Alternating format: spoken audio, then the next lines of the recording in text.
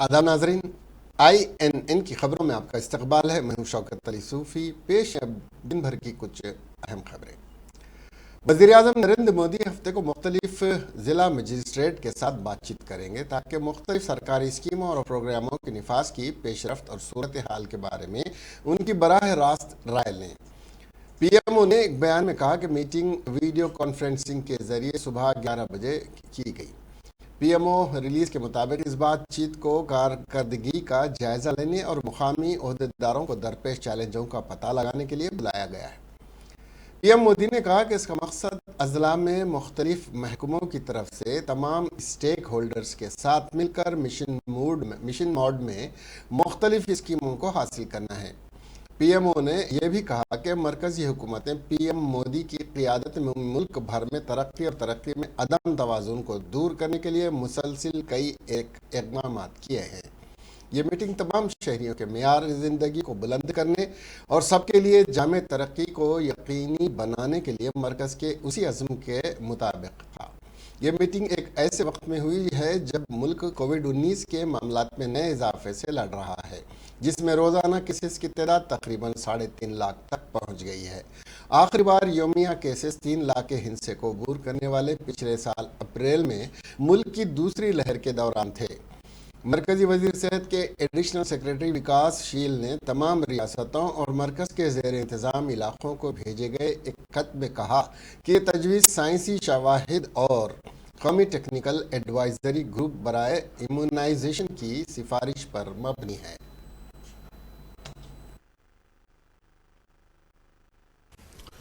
जीवन में अक्सर हम देखते हैं कि लोग अपनी आकांक्षाओं के लिए दिन रात परिश्रम करते हैं और कुछ मात्रा में उन्हें पूरा भी करते हैं, लेकिन जब दूसरों की आकांक्षाएं अपनी आकांक्षा बन जाए, जब दूसरों के सपनों को पूरा करना अपनी सफलता का पैमाना बन जाए, तो फिर वो कर्तव्य पथ इतिहास रचता है। आज हम देश के एस्पिरेशनल डिस्ट्रिक्ट्स, आकांक्षी जिलों में यही इतिहास बनते हुए देख रहे हैं। मुझे याद है 2018 में यह अभियान शुरू हुआ था, तो मैंने कहा था कि जो इलाके दशकों से विकास से वंचित हैं, उनमें लोगों की सेवा करने का अवसर, ये अपने आप में बहुत बड़ा सौभाग्य है।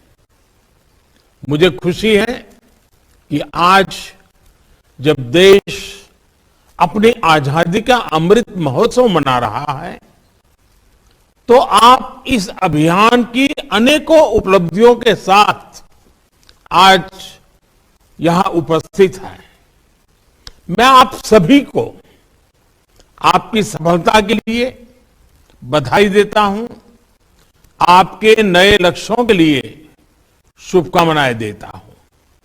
मैं मुख्यमंत्रियों का भी और राज्यों का भी विशेष रूप से अभिनंदन करता हूं, क्योंकि मैंने देखा कि अनेक जिलों में होनहार और बड़े तेज तर्रार नौजवान अफसरों को लगाया है। ये अपने आप में सही रणनीति है। उसी प्रकार से जहां वैकेंसी थी उसको भरने में भी प्रायोरिटी दी है। तीसरा मैंने देखा है कि उन्होंने टेन्योर को भी स्टेबल रखा है, यानी एक प्रकार से एस्पिरेशनल डिस्ट्रिक्ट में होनहार लीडरशिप, होनहार टीम देने का काम मुख्यमंत्रियों ने किया है। आज शनिवार है, छुट्टी का मूड होता है, उसके बावजूद भी सभी आदरणीय मुख्यमंत्री समय निकाल करके इसमें हमारे साथ जुड़े हैं। आप सब भी छुट्टी मनाए बिना आज इस कार्यक्रम में जुड़े हैं। ये दिखाता है कि एस्पिरेशनल डिस्ट्रिक्ट का राज्यों के मुख्यमंत्रियों के दिल में भी। वजीर सेहत हरीश राव ने अपने जिले सिद्दीपेट में फीवर सर्वे के दूसरे रोज कई एक कॉलोनियों और इलाका जात का दौरा करते हुए अवामुन्नास से मुलाकात करते हुए उनसे दरियाफ्त किया कि क्या वो कोरोना वैक्सीन ले लिए हैं या उन्हें अगर नहीं लिए हैं तो फौरी तौर पर वैक्सीन सेंटर पहुंचकर वैक्सीन लेते हुए अपने आप को कोरोना से महफूज रखना चाहिए। वजीर सेहत हरीश राव ने अवामुन्नास से कहा कि वो फीवर सर्वे में मुकम्मल ताउन करते हुए आशा वर्कर्स और दीगर को तफसीलात से वाकिफ करवाएं, क्योंकि चीफ मिनिस्टर के चंद्रशेखर राव अवाम की सेहत का ख्याल रखने के लिए फीवर सर्वे करवा रहे हैं। हरीश राव ने अवामुन्नास से अपील की कि वो कोरोना के रहनुमायाना उसूलों पर सख्ती के साथ अमल करें और हुजूम के मुकामात पर जाने से गुरेज करें।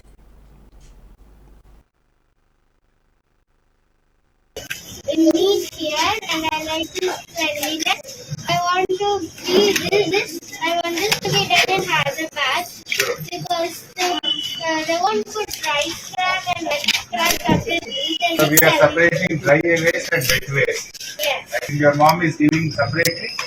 Huh? Your mom is giving dry waste, wet waste separately. Yes. And then we here this is permission free and it's really nice. Did you went to commercial? Yeah, and I went and I enjoyed it. And I enjoyed it. I went for Bastama and for Happy. First What you have seen on commercial? I saw slide, water, Glow garden? Glow garden, yes, and How is glow garden? it's nice. Nice. Did you went on boat? No, I never tried it. Ask your dad to tell me. What's your name? My name is Aradhya. Aradhya. Aradhya. And my mother gave birth to babies, like little brothers. Okay. Which school you are studying? Uh, ఎట్లయితే మంద shop కు వెళ్ళి ఏదో goal తెచ్చి చేసుకోవడం లేదా ఎవరినో అడిగి ఫోన్ చేసి గోల్ వేసుకోవడం అట్లాంటి ప్రయత్నాలు లేకుండా ప్రభుత్వ ఆసుపత్రికి రండి, వైద్య శాఖ కార్యకర్తలకు ఫోన్ చేయండి, వాళ్ళే మీ దగ్గరికి వచ్చి మీకు అవసరమైన మందులు ఇస్తారు, మీకు అవసరమైన వైద్యాన్ని అందిస్తారు. అంటే స్వంత వైద్యం తీసుకోవడమో, మందుల షాప్ వెళ్ళి గోళీలు తెచ్చుకోవడమో, లేకపోతే ఏమైతుందిలే 2 రోజులకు తగ్గిపోతుందని మీకు మీరు ఇంట్లో మంచం మీద ఉంటే ఏమైందంటే అది ఇతరులకు వ్యాప్తి చెందుతా ఉంది. ఇంకా పక్క వాళ్ళకు కూడా అది వ్యాప్తి చెందే అవకాశం ఉంటుంది. అట్లా లక్షణాలు ఉంటే వెంటనే మాకు ఫోన్ చేయండి, మా ఆరోగ్య హాస్పిటల్కి వెళ్ళండి, మీకు మందులు ఇస్తాం, మీకు జాగ్రత్తగా మిమ్మల్ని చూసుకునేటువంటి బాధ్యత మరి ప్రభుత్వం తీసుకుంటుంది. ఇవాళ ఇంటింటికి జగన్ సర్వేలో నేను మా సాకి బాలలక్ష్మి ఆనంద్ గారి వార్డులో ఇంటింటికి నేను వస్తా ఉంటే ఇప్పటికీ ఇంకా కొంతమంది 2వ డోసు వ్యాక్సిన్ తీసుకొని వాళ్ళు అక్కడక్కడ కనబడతా ఉన్నారు. సో వ్యాక్సిన్ కూడా అందరూ తీసుకోండి. సెకండ్ డోస్ 100% కావాలి. 60 ఏళ్ళు దాటినటువంటి వారు బూస్టర్ డోస్ కూడా ఇస్తా ఉన్నాం, దాన్ని కూడా తీసుకోవాలని చెప్పి కోరుతా ఉన్నాం. పిల్లలకు కూడా 15 సంవత్సరాల నుంచి 18 ఏళ్ళ లోపు ఉండే పిల్లలకు కూడా వ్యాక్సిన్ వేసే ప్రక్రియ స్టార్ట్ చేసినాం. పిల్లలందరూ కూడా తప్పకుండా వ్యాక్సిన్ తీసుకోవాలని చెప్పి కోరుతా ఉన్నాం. వ్యాక్సిన్ అనేది ఒక రక్షణ కవచం లాగా పనిచేస్తుంది. కరోనా వచ్చినా మీకు తీవ్రత లేకుండా ఆసుపత్రికి వెళ్లాల్సిన అవసరం లేకుండా ఈ వ్యాక్సిన్ మిమ్మల్ని రక్షణ కవచం లాగా रियासती हुकूमत और महकमे सेहत की जानिब से कोरोना से मुतासिरा मरीजों को हिदायत दी गई कि वो कोरोना से मुतासिर होने पर दवाखाने में शरीक होने के बजाय अपने घर पर ही क्वारंटाइन होते हुए अपना इलाज करवाएं। उससे हैदराबाद में किराए के मकानात में मुकीम अफराद जो कोरोना से मुतासिर हो रहे हैं उन्हें कई एक तकालीफ और मुसीबतों का सामना करना पड़ रहा है, क्योंकि हुकूमत और महकमे सेहत की हिदायत पर अमल करते हुए होम आइसोलेशन होकर अपना इलाज करने को तरजीह दे रहे हैं, तो उन्हें मालिक मकान वॉशरूम इस्तेमाल करने की इजाज़त न देने की वजह से उन्हें मुश्किलात दरपेश हो रही हैं। दूसरी जानिब कई वर्कर्स जो हैदराबाद में रियासत के अजला और मुल्क की दीगर रियासतों के वर्कर हैदराबाद में मुकीम रहते हुए काम कर रहे हैं, वो एक रूम में 4 से 5 अफराद मुकीम रहते हैं। अगर उनमें से एक वर्कर कोरोना से मुतासिर हो जाए तो उसे अलग थलग रहना नहायत ही दुश्वार है और ये अपने आप को अलहदा नहीं कर लेता है, तो तमाम 5 वर्कर्स को कोरोना से मुतासिर होने का खतरा है। उसी तरह ऐसे तलबा जो रियासत के अजला और मुल्क की दीगर रियासतों के तलबा जो हैदराबाद में तालीम हासिल कर रहे हैं उन्हें भी होम आइसोलेशन से मुश्किलात दरपेश हो रही हैं। अवामुन्नास वर्कर्स और तलबा ने हुकूमत से मुतालबा किया कि वो फौरी तौर पर होम आइसोलेशन के बजाय आइसोलेशन सेंटर्स कायम करते हुए कोरोना से मुतासरा मरीजों का इलाज करवाने की सहूलत फराहम करें। तेलंगाना में और ग्रेटर हैदराबाद में कोरोना की तीसरी लहर से अवाम उन्नास तो परेशान हाल है ही, लेकिन इस मरतबे मुख्तलिफ सियासी जमातों बशमूल बीजेपी, टीआरएस और कांग्रेस के कायदीन कोरोना से मुतासिर होने के बाद, खास तौर पर संक्रांति त्यौहार के बाद बीजेपी कायदीन और बीजेपी पार्टी ऑफिस का अमला कोरोना से मुतासिर होने के बाद पार्टी ऑफिस बंद करने का फैसला करते हुए उसे ताला लगा दिया गया है, क्योंकि मरकजी वजीर सयाहत किशन रेड्डी, कौमी नायब सदर बीजेपी DK अरुणा और बीजेपी ऑफिस के 15 अफराद कोरोना से मुतासिर पाए गए। उसी तरह का हाल टीआरएस पार्टी ऑफिस तेलंगाना भवन का भी है, जहां सत्यवती राठौर की प्रेस कॉन्फ्रेंस के बाद उनके पर्सनल सेक्रेटरी गनमैन कोरोना से मुतासिर पाए गए और रुकन कानून साज काउंसिल फारूक हुसैन और कबल speaker assembly P Srinivas Reddy को कोरोना से मुतासिर होने के बाद तेलंगाना भवन में सियासी सरगर्मियां नहीं के बराबर हो गई हैं।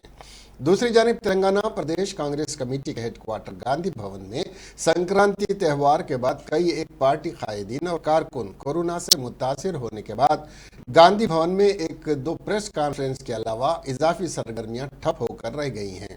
BRK भवन, जहां सेक्रेटेरिएट काम कर रहा है, आए दिन ओहदेदारों बशमूल IAS ऑफिसर्स कोरोना से मुतासिर होने के बाद BRK भवन में 50% से भी कम हाजिरी नोट की जा रही है, क्योंकि अक्सर ओहदेदार घर पर रहकर काम करने को तरजीह दे रहे हैं।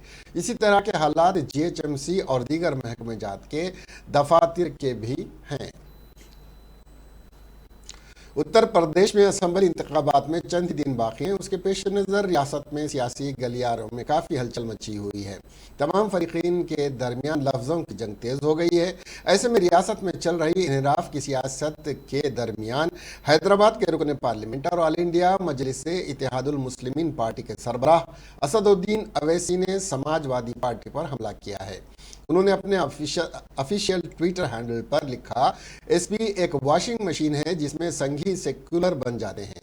आंजानी कल्याण सिंह, हिंदू युवावाहिनी के सुनील, स्वामी प्रसाद और अब यह तवक्को है कि SP के मुस्लिम लीडरान अपना गला घोंटेंगे और अपने समाजी इंसाफ के लिए अपनी जवानी की कुर्बानी देंगे। बाकी B टीम का टैग हम पर ही लगेगा।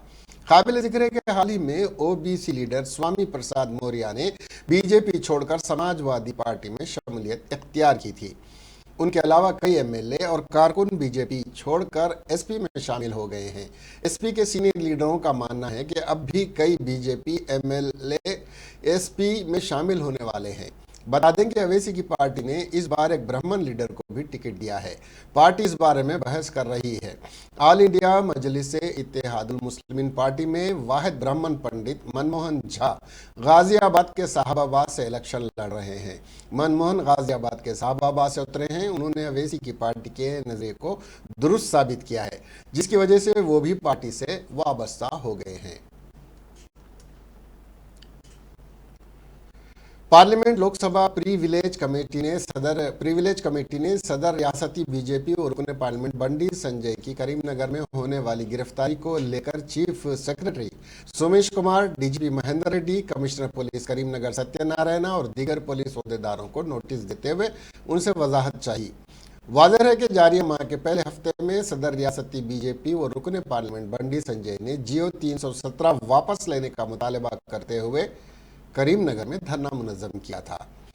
चूंकि रियासत में हुकूमत और पुलिस की जानिब से जलसे जुलूसों और मजहबी इज्तिमात पर कोरोना वबा की वजह से पाबंदी आयद है, उसके बावजूद धरना देने पर उन्हें गिरफ्तार किया गया था। कांग्रेसी क़ायद साबिक़ रुकन पार्लियामेंट बालाया नायक ने मरकज़ में बरसर इख्तिदार BJP हुकूमत और रियासत में बरसर इख्तिदार तेलंगाना राष्ट्र समिति के हुकूमतों पर इल्ज़ाम आयद किया कि वह आदिवासियों को पसमानदा बनाने की साजिश रच रही है। कांग्रेस पार्टी आदिवासियों की ज़िंदगी को खुशहाल बनाने के लिए कई एक अमली इक़दामात बशमूल 10% तहफ़्फ़ुज़ात फराहम किए थे, लेकिन दोनों हुकूमतें आदिवासियों को फलाह बहबूद को तो नज़रअंदाज कर दिया, मगर आदिवासियों के लिए महफूज 12 असम्बली हलकों और 2 पार्लिमानी हलकों पर कामयाबी का ख्वाब देख रहे हैं। केसीआर की सरकार और केंद्र में मोदी की सरकार आदिवासी के खिलाफ है। जो कांग्रेस पार्टी ने 70 साल से आदिवासी के लिए जो संविधान में जो डेवलपमेंट एक्टिविटीज के लिए काम किए एक एक करके पूरा निकालने का काम केसीआर कर रहा है, यहाँ पे वहाँ पे मोदी जी कर रहे हैं। हम फॉरेस्ट राइट एक्ट लाए, उससे जो भी आदिवासी क्षेत्रों में फसल उगाकर खेत करके जी रहे हैं वो उसका ऊपर हक देने का अधिकार लाए, मगर तेलंगाना में 1 एकड़ जमीन भी आज तक आदिवासी को नहीं दी। और जो हम जियो नंबर 3 लाके शेड्यूल्ड एरिया में 100% रिजर्वेशन ट्राइबल को देने को, नौकरी देने का काम किए थे, केसीआर साहब ने उसको आके निकाल दिए। आज 6% इम्प्लीमेंट हो रहा है।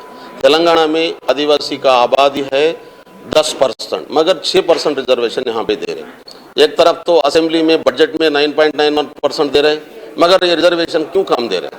तेलंगाना सरकार को अगर आदिवासी का ऊपर कोई भी मोहब्बत प्यार है तो वो एक्ट में जो division act, Andhra Pradesh reorganisation act था, उसमें 2 साल में जो आंध्र प्रदेश में एक्ट थे उसको मॉडिफाई करके तेलंगाना को लागू करने का अधिकार दिया था, पार्लियामेंट में दिया था। मगर केसीआर जी ट्राइबल का रिजर्वेशन बढ़ाए नहीं, एससी का रिजर्वेशन बढ़ाए नहीं, मुस्लिम का रिजर्वेशन को तो बात ही नहीं है।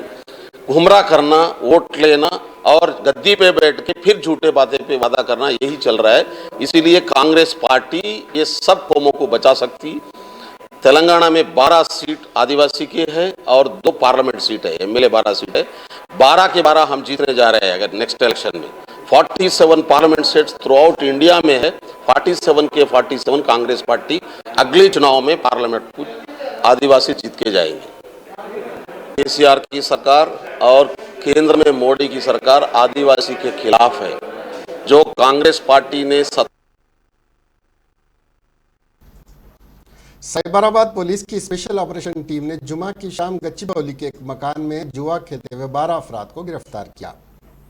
पुलिस ने उनके पास से 9,02,000 रुपए जब्त किए और ताश भी जब्त कर लिए। पुलिस ने खुफिया इत्तला पर कार्रवाई करते हुए गच्चीबौली में ग्रीनलैंड कॉलोनी के एक अपार्टमेंट में एक फ्लैट पर छापा मारा।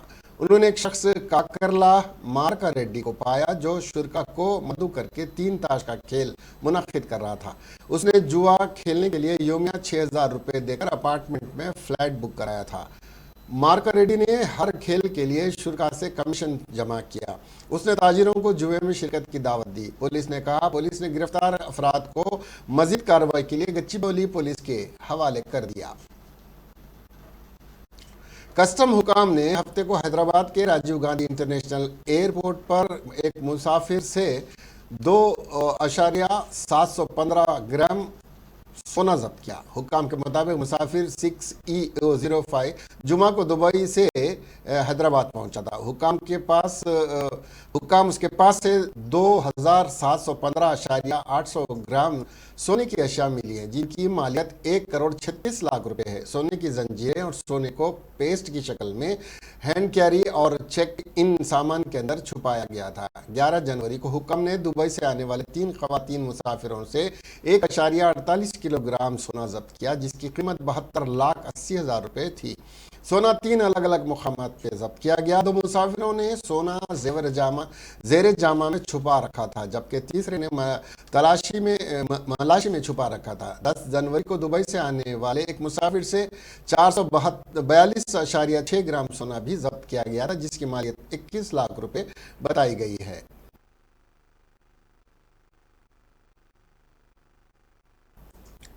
विजयनगर कॉलोनी में गैर कानूनी तामीरात पर GHMC ने कार्रवाई करते हुए नंबली के इलाके विजयनगर कॉलोनी में गैर कानूनी जरिए से तामीर की गई इमारत को तोड़ दिया गया और इस तरह एक और इमारत के करीब MQB बिल्डर्स एंड डेवलपर्स की जानिब से गैर कानूनी तामीरी काम जारी है, मगर वहां GHMC से कोई कार्रवाई नहीं कर रही है।